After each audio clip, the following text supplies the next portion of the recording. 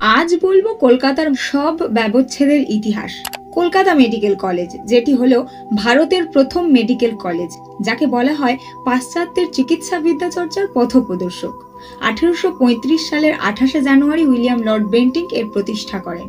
তবে কলেজ চালু হলেও সব ব্যবচ্ছেদের মাধ্যমে হাতে কলমে শেখার সুযোগ ছাত্রদের হয়ে ওঠেনি। তার কারণ ধর্মীয় কুসংস্কার, মানে মরা নিয়ে কাটাছেঁড়া করলে নাকি পাপ হবে, এই রকম একটা ব্যাপার। কিন্তু ডাক্তারি পড়তে এসে শুধু বই পড়লে তো আর হবে না, প্র্যাকটিক্যাল জ্ঞানও প্রয়োজন।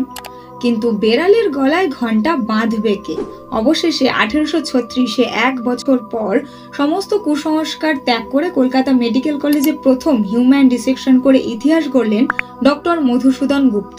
কিন্তু ডেড বডিটি কার ছিল এক্স্যাক্ট জানা না গেলেও এটুকু জানা যায় তখনকার ব্রিটিশ পুলিশ এই ডেড বডিটি জোগাড় করে দেন, আর মৃতদেহটি ছিল একজন সদ্য ফাঁসি দেওয়া আসামির। তো এই ছিল কলকাতা মেডিকেল কলেজে প্রথম সব ব্যবচ্ছেদের মাধ্যমে শিক্ষা গ্রহণের ইতিহাস। আনাচে কানাচে লুকিয়ে থাকা ইতিহাসের এমন অজানা গল্প জানতে ইউটিউবে সাবস্ক্রাইব করুন এবং ফেসবুকে ফলো করুন কাল গল্প, অতীত আজ গল্প রূপে।